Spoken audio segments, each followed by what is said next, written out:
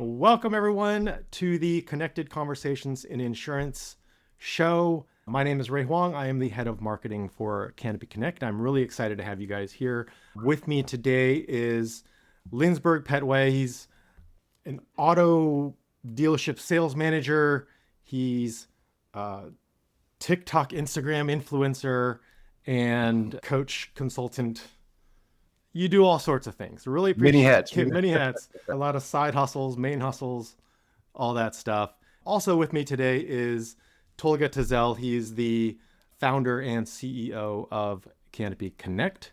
And I wanted to bring you guys both together to talk about the intersection of insurance and kind of auto sales at the dealership and dive into all that. But before we do that, Lindsberg, I'd just love to hear a little bit more about yourself. First of all, I want to say it's an honor to be here. Thank you for the opportunity to share your platform.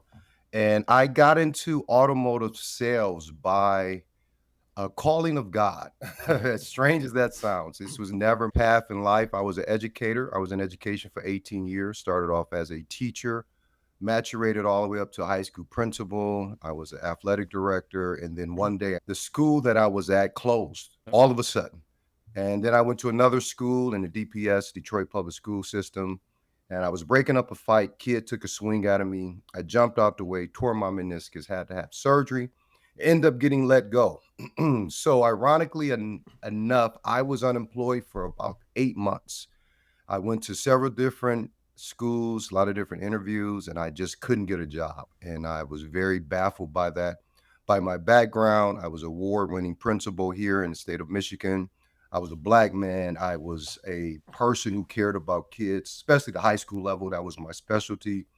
And then one day I got into personal training and I was training a friend of mine. And he said, "You ever thought about selling cars?" I said, "No, I never thought about it, but I needed a job." And that was 7 years ago. I started March 1st, 2017. My first month, I sold 20 cars, not really knowing the business, just knowing how to communicate and be transparent and honest with people.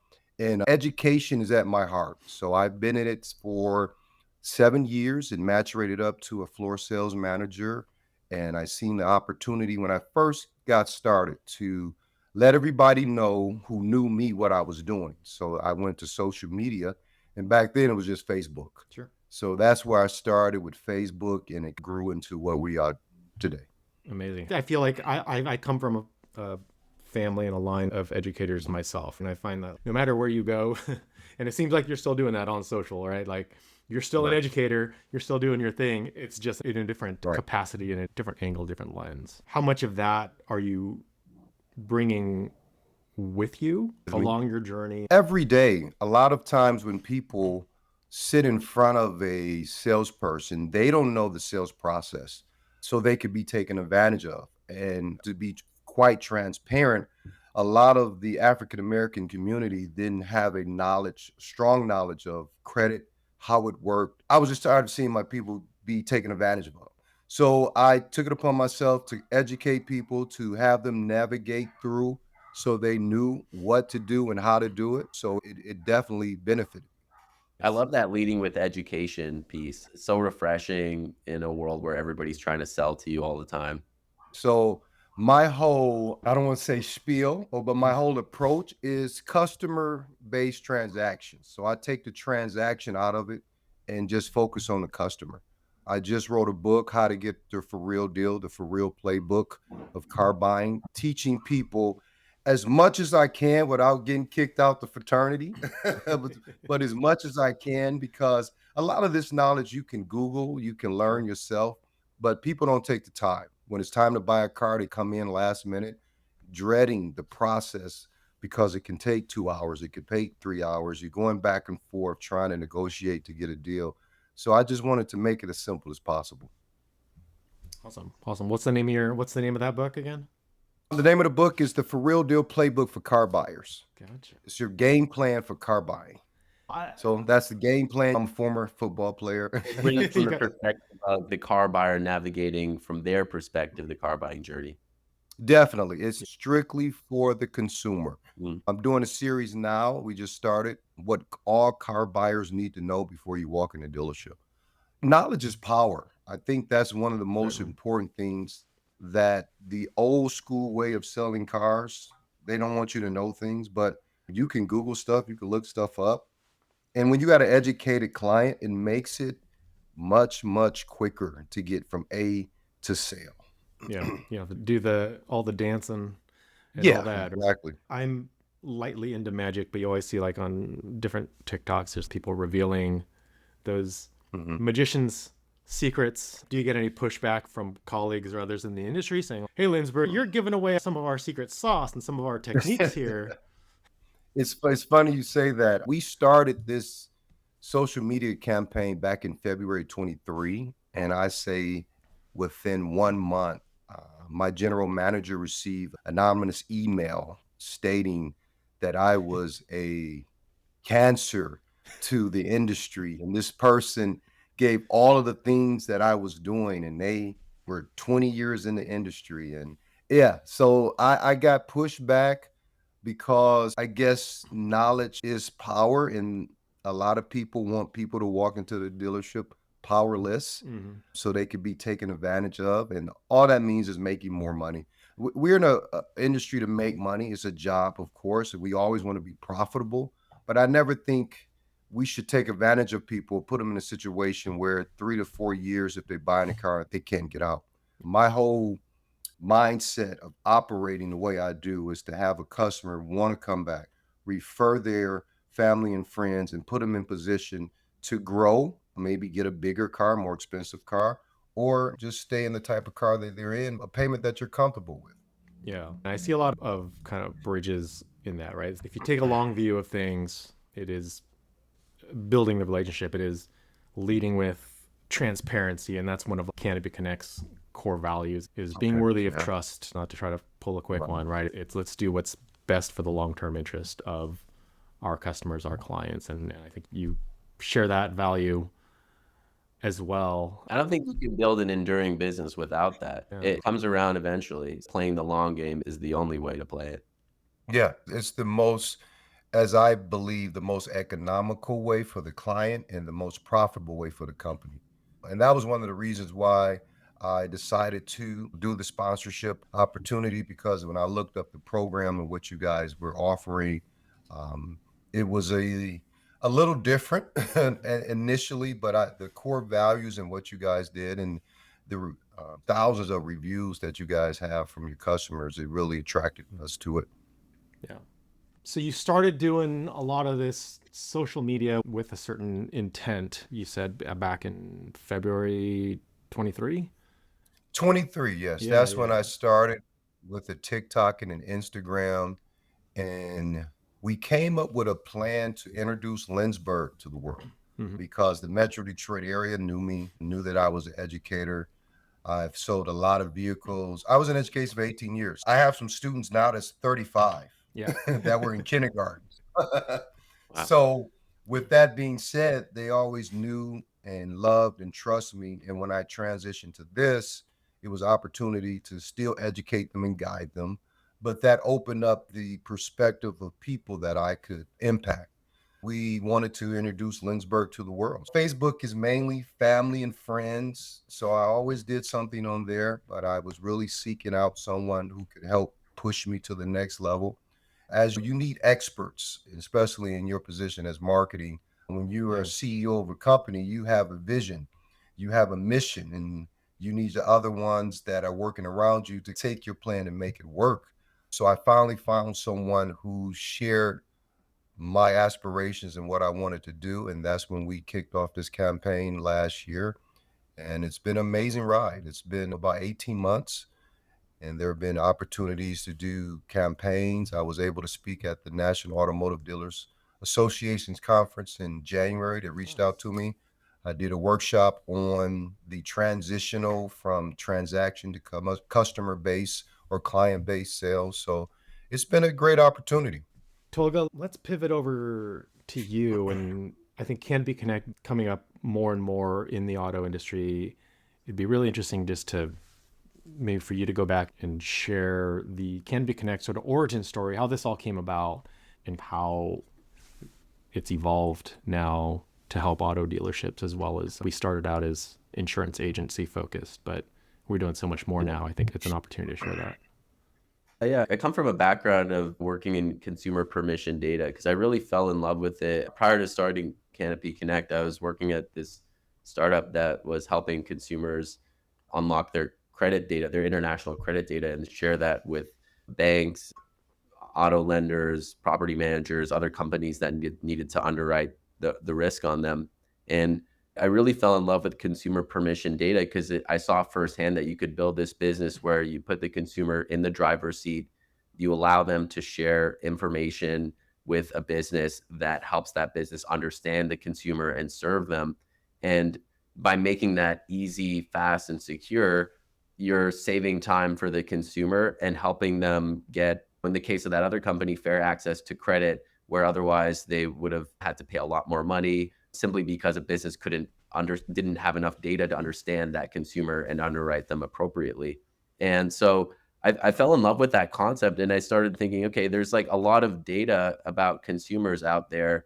Like, what other data is really hard for consumers to leverage and gain value and convenience out of, that would be helpful for a business to understand about a consumer? And I wasn't thinking about insurance at all, but I just had a random, this is like years ago in 2019, had a random conversation with an insurance agency owner. And she was telling me that her sales process was she'd get on the phone with a prospect and she'd just interrogate them, just ask them dozens of questions they don't know the answers to. What's your VIN? What's your annual mileage? Hey, Lindsberg, what are your premiums, limits, deductibles? Like, Right. people just don't know those details on their insurance because they don't look at it day to day. But when you're asking them those questions and you need to understand that about them, it creates a friction. And so people were just telling her, I don't know those details. Let me get back to you later. And they were just never getting back to her. So it was killing her sales process and killing her funnel. And she told me that she had started driving to her prospects' houses. So she would be like talking with somebody, and then she'd say, hey, I'm going to drive over to your house. And she would drive over and she would knock on your door. You'd let her in, and she'd be like, okay, what carrier are you with? Maybe your State Farm, Geico, whatever. You'd go and log into your online account with her, and she would walk you through your insurance, educate you on your current insurance, and then provide you a proposal against what you currently have to show you how she could beat what you currently have by providing better coverage, the appropriate limits for you. Maybe you didn't have the right deductibles. Maybe you didn't even have the right set of policies to begin with. But actually having them log into their account and being able to access that information allowed her to see what they currently have. And it allowed her to bypass that whole interrogation step. And she was telling me that she had been driving to her clients' houses to do that. And, oh, it would be amazing if this could be automated. And this was in late 2019. So even back 5 years ago now, people were already connecting their bank accounts to third-party applications like PayPal and Venmo to pay one another or to manage their finances. TurboTax, people would connect their accounts there to file taxes more easily. So people were already familiar with the notion of connecting their bank accounts. So we thought maybe there's an opportunity here to build an infrastructure that helps consumers connect their insurance accounts. And that's how things started. We started by selling into the insurance industry because it was the most obvious place to start. But then pretty soon after that, insurance agents were like, hey, I get referrals from auto dealerships. Can I use this with them? And we were like, yeah, you can just brand this link for that dealer that's a referral partner of yours, and they can have their car buyers verify their insurance in 20, 30 seconds. They don't need to go and dig up their documents and details. And that's how things got started in automotive. And then from there, companies like Cox Automotive started coming to us and using our infrastructure, and things took off from there. Wow, that's huge. Yeah. A lot of people don't know those particular details when it comes to insurance.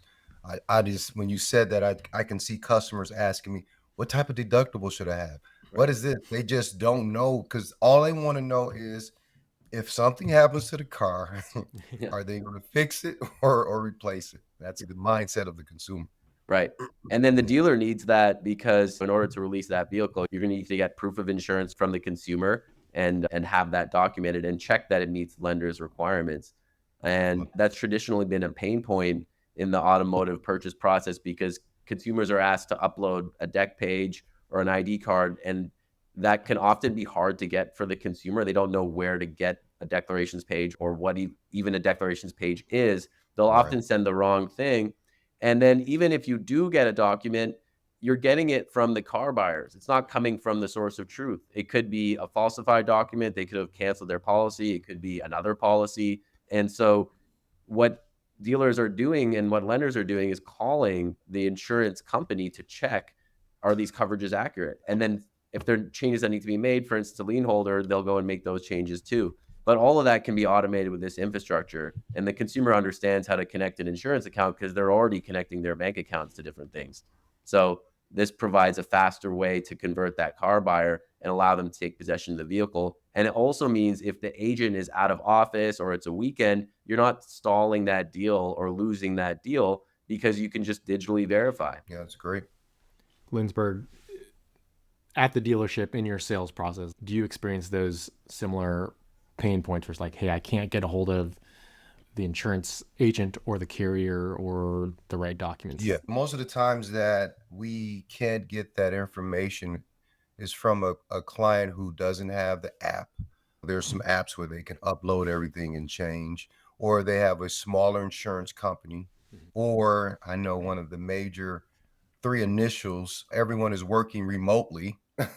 So they have to call someone, and it's a challenge. And here in Michigan, insurance is quite high.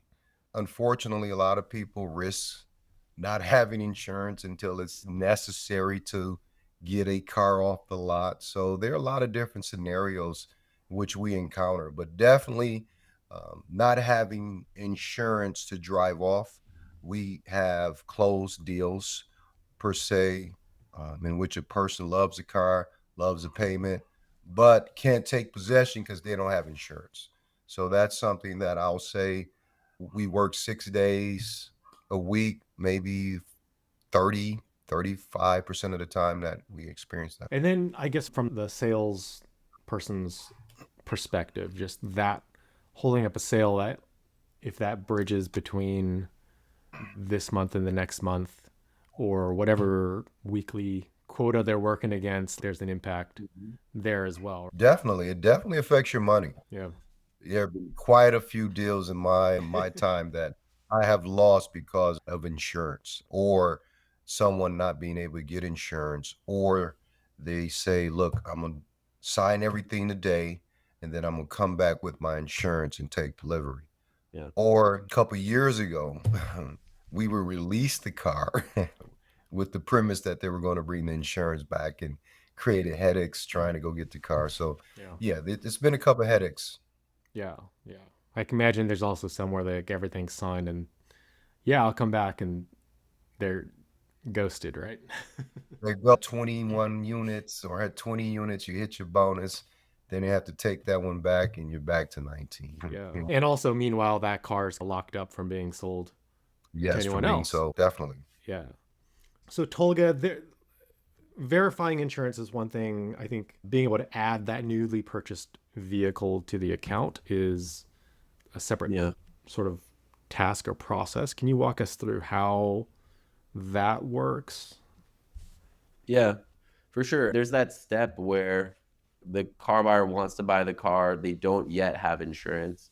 And in the vast majority of those cases, they already have some insurance. They just don't have insurance for that vehicle. And the way that dealerships and e-commerce providers and lenders use the infrastructure in that scenario is they'll have the car buyer connect their insurance account and they'll say, you want to add insurance for this new vehicle because it's not already on your policy.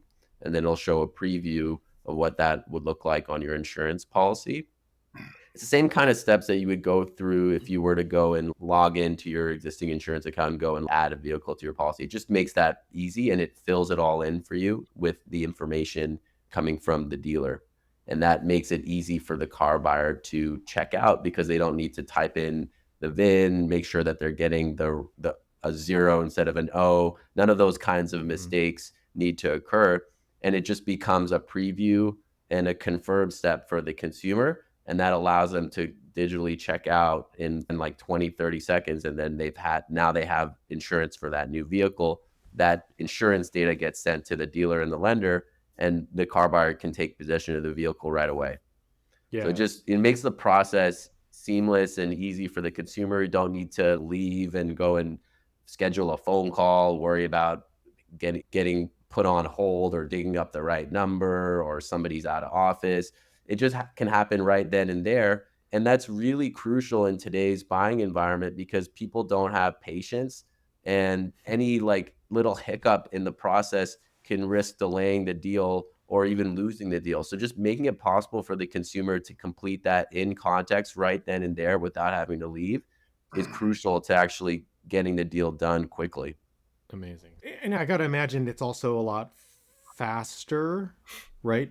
Not having to like, let me go in my app and try to type all this stuff out Oh yeah, I mean you on have my to figure phone out who to when call. the Yes. dealer can take care of that for you. You've got your big screen. You can just type it all in. You've got all the information in there.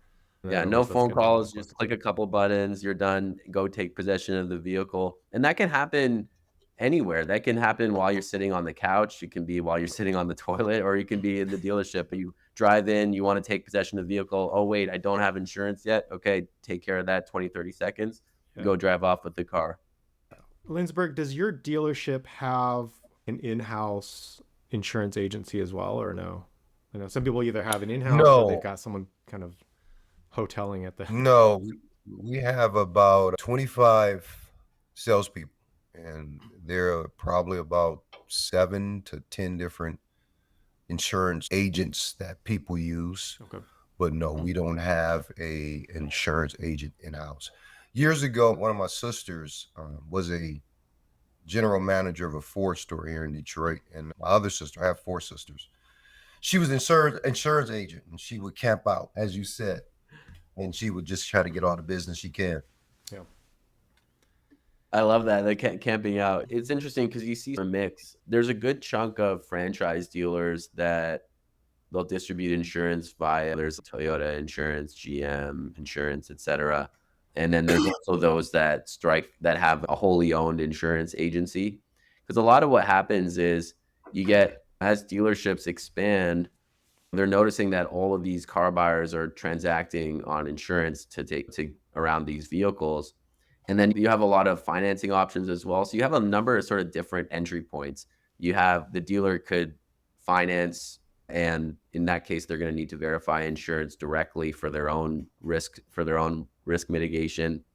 And in any of these cases, whether you're financing directly, whether you're using external financing, there's always that insurance verification step that's occurring. So it's a natural part of the funnel. And then that opens up the opportunity like, okay, if everybody's buying insurance for these vehicles that we're selling them, then maybe we can also participate in that and offer them options and show them, provide additional value to the consumer in the sense that we're making it easy for them to take care of the insurance step too. That not only helps the dealer move cars faster, but it also allows them to monetize on the insurance sales piece. Traditionally, that's been a challenge because it's hard to ask those insurance details, but when you have a quick and easy way for the consumer to share those details, now it opens up the opportunity for me, the dealership, if I'm running an agency, to also advise the consumer around their insurance. So I can help them get the insurance they need for this vehicle, but I can also advise them on their home, their umbrella, and their overall insurance position. The average consumers are going and connecting their account at dealerships to take possession of the vehicle, but the average account actually has 2.4 policies in it. So usually there's auto, home, life, or umbrella. And that means that there's a larger opportunity there to advise the consumer around their insurance. And insurance is a fantastic business to be in because there's recurring revenue that gets unlocked once you get a policyholder on your book of business. And you can expand through selling other policies to them and continue to generate revenue from those insurance policies. So some companies operate their own. Some of them partner with an insurance business and they go and get the licenses. So the dealer doesn't need to get licensed, doesn't need to have any staff that they manage, but they're able to still participate in the insurance monetization. So there's a number of different ways that they can tackle it. It's a mix. Some dealers just don't get involved in it at all. Some of them do, and some of them get very involved. Yeah. But it can give you a few more levers. Obviously, when you're buying a car and you get F&I involved, right? There's the payment levers, and insurance is another one of those levers where rates are super high in Michigan, but also I think across the board. And I'm sure Right. you've encountered where it's like, hey, I can afford this payment. And then they go off and go figure out their insurance situation. And they're like, Right. actually, I can't make that $600 payment because I got another $100 of insurance to cover this thing. That happens a lot. Yeah.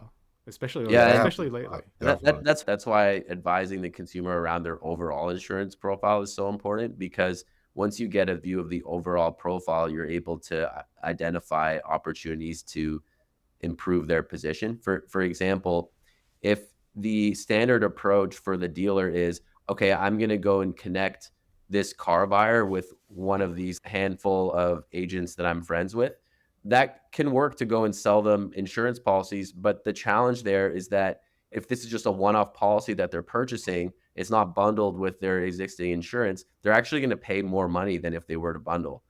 Carriers offer at least, it's always a double digit discount for bundling. It's usually like 10, 15%, sometimes more.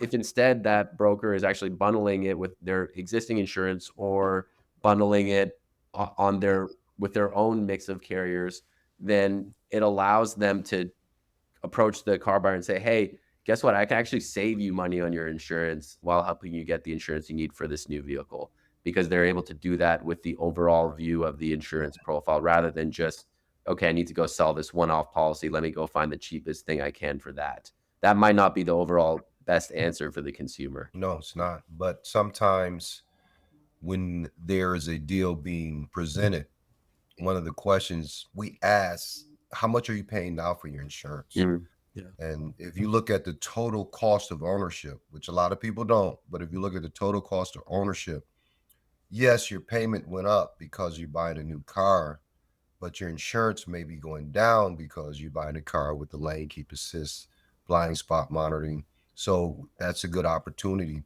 As a salesperson, it would be nice to have that in your disposal, but I know some salespeople who just want to stick to the sales process. And if there's an opportunity to pass it along, Totally. if they're not an aggressive salesperson, but sometimes that is definitely needed because a person, I was used to paying 450, this brand new car, I'm paying 525 now. I'm still thinking I'm gonna pay this much in insurance, but if you look at that total price of ownership, it can work out for them. Mhm. Yeah, exactly. And that same kind of insurance advice around the overall profile could also be delivered by one of those partners, right? So it's not the Okay. case that, like, if you're using a partner that they can't access it. If they're using an infrastructure like this, they would be able to advise the consumer around their insurance profile.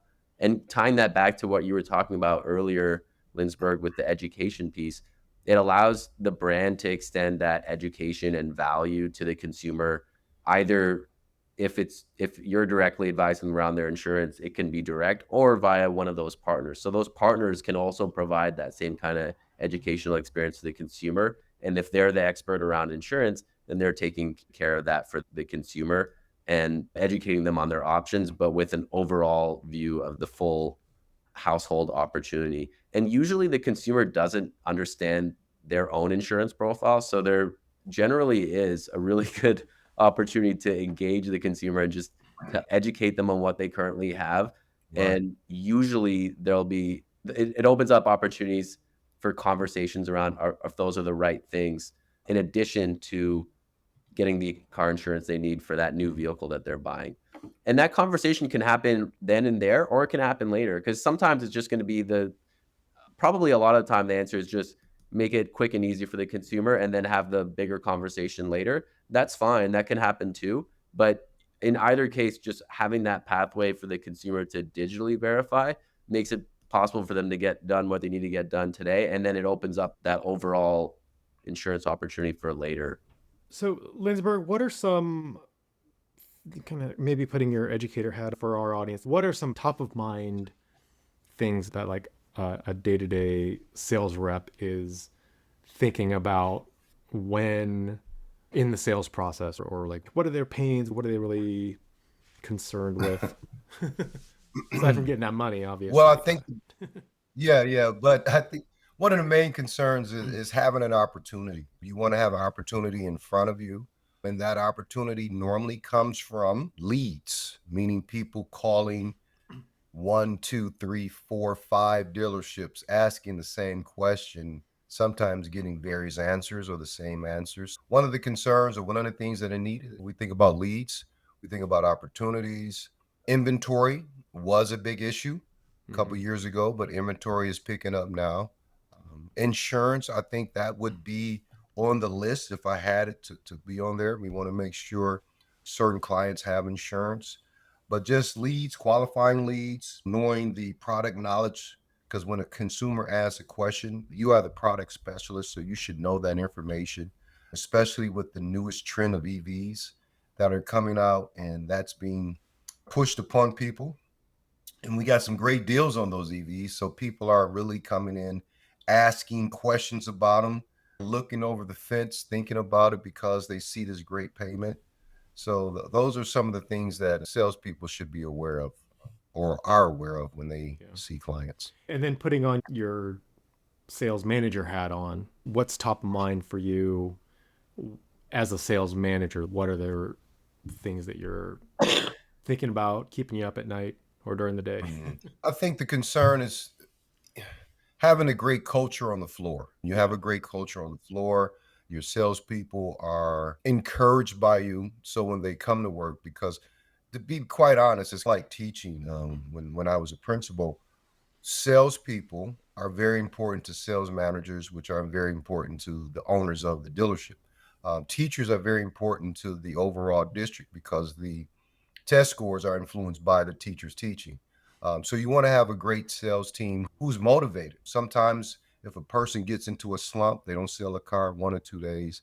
Trying to keep them motivated, keeping them with what they need to be successful. And that's the main thing is inventory. Inventory is the main thing because you could buy a car from anybody.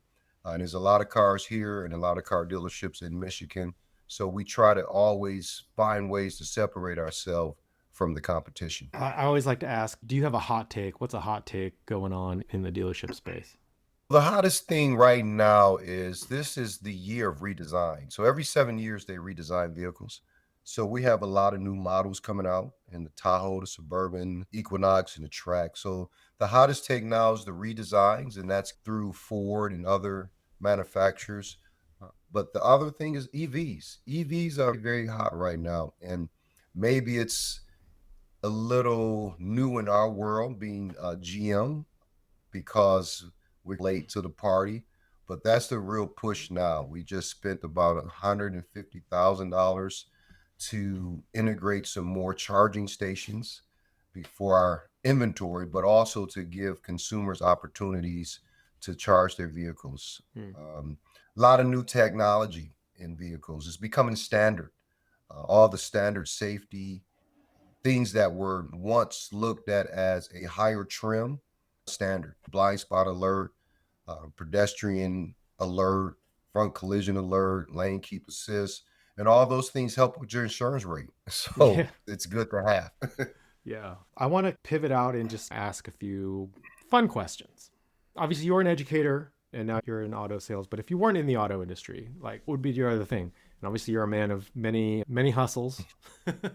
So I'm sure you got a bank to pull from. But what would you be doing if you weren't doing the auto sales? We're talking about dream.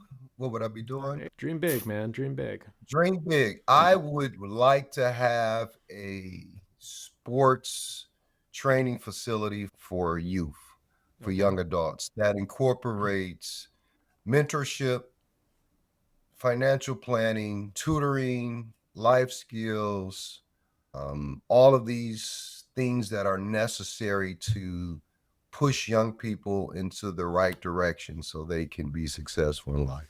Nice. I That's mean, I like sports. Sports has been a great opportunity for me. I understand the value of education. I have 3 sons of my own, and I just would like to see that. That would be my dream. amazing. Awesome. Tolga, to you, we're going to flip this now because you're tech entrepreneur CEO. If you were in the auto industry, what would you be doing, Tolga?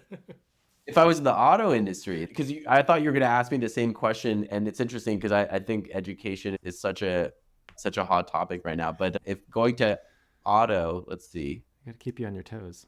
No, I think it's the first time I'm thinking about that question, but I think I would probably be drawn back to the theme that led me to Canopy Connect. In auto, it might look a little different if it was some kind of pure automotive, not insurance related thing.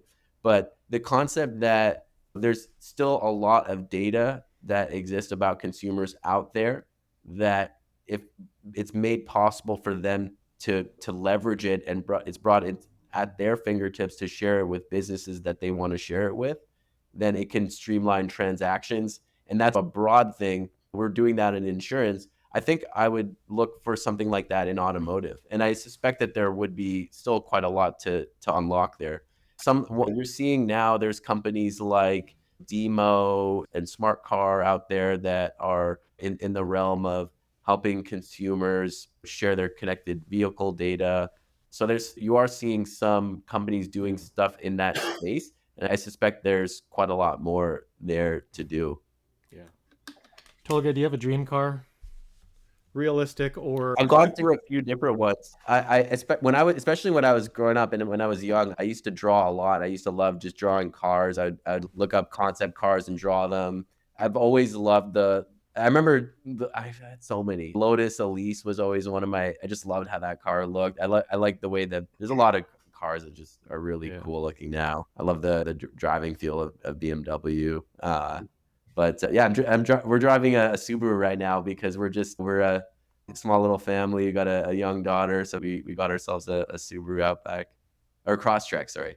And so that's what we're rolling with right now. How about you, Lindsberg? You're around cars all day, but what's your dream car? My dream car would be Eleanor or a GTO convertible. Gotcha.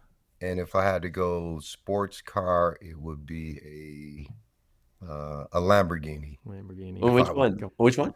Huracan? The Huracan, baby. Oh yeah. Yes, yeah. That's a beautiful machine. Yeah. But I like the muscle of Eleanor and that GTO.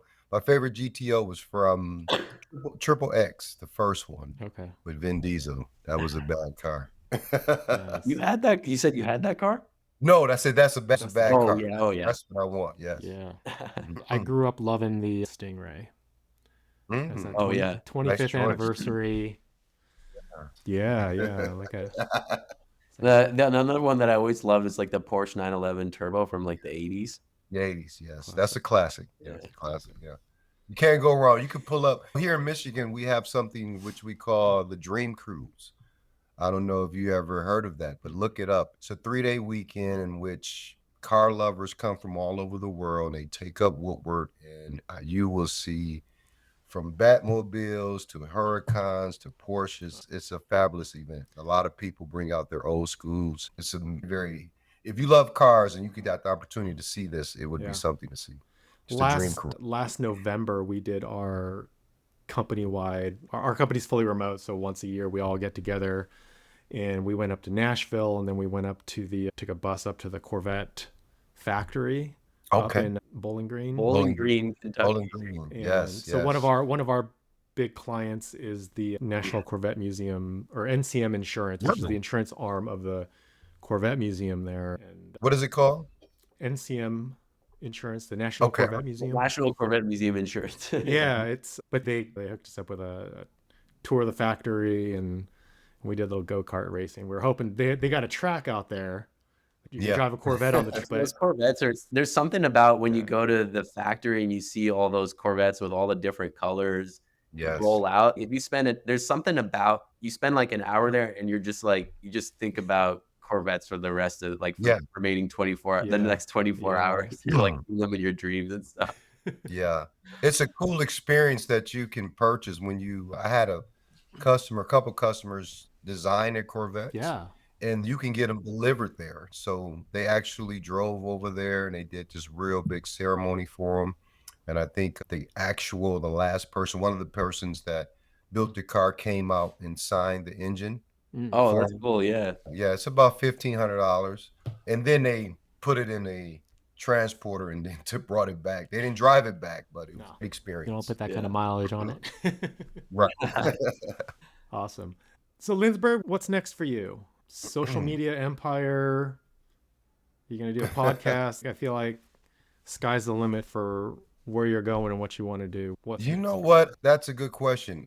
I don't know. I have an 8-person team, and my goal is to make sure that each one of those guys are at 20 plus cars a month. That's one of my goals. Social media, I want to continue to grow it and continue to educate people and continue to get opportunities to be a influencer or a thought provoker for companies that I share the same interest with. And ultimately, I would like to be educating on a higher level, really not being in a dealership, actually going out speaking, talking about different things, and then just making people think about things differently, whatever that topic is. That's my goal. Yeah, that's awesome. Hey, do you ever get people, because you're a known personality, people that come into the dealership and be like, Mhm. I want to talk to Lindsberg. For Yeah, real. yeah, I just want to like, yes. So I've had clients come in straight off of TikTok, straight off of yeah, Instagram. As recent as yesterday, the young lady called me and said, I follow you on Facebook. I really am anxious about buying a car, but I think you can help me. And she came in and I walked her through. She was a little older in her 60s, and we made it work for her. And she will be picking up her car on Friday. It's very, I don't want to say rewarding because we put a lot of hours into content. yeah, People don't realize that we film at least 50 a month. that's crazy. And Wow. so, yes, we do 50 a month and we put it out there because we always want fresh content. But it's rewarding when you go somewhere and someone say, "Oh, I know you. You're the car guy," Yeah, or "I seen you on TikTok." So that's one of the rewards about it, that people are enjoying the content. And it's a compounding effect, right? It's like when you're building a brand like that, that's every day or every month, your brand is compounding in people's mind. Their awareness, they're spreading it amongst their friends. And then over time, that drives into that goal you're talking about, 20 cars per rep. That as you continue to build that out, people are going to start coming to you. You become the magnet rather than having to go and chase people. But that requires putting in the work to create that content, educate people, show them that you're a brand that can teach them something that they can trust. And that's really hard to do. That's really impressive numbers. Yeah, thank you. awesome. And Lindsberg, how can people find out more about you? Where can they follow you? You can find me on TikTok or Instagram at Lindsberg for real, and on Facebook, Lindsberg Pettway, but Lindsberg for real. Lindsberg for real. The number 4, right? Number 4. Number 4. Got it. And Tolga, any last words here on Canopy Connect for dealerships? Yeah, check us out at usecanopy.com.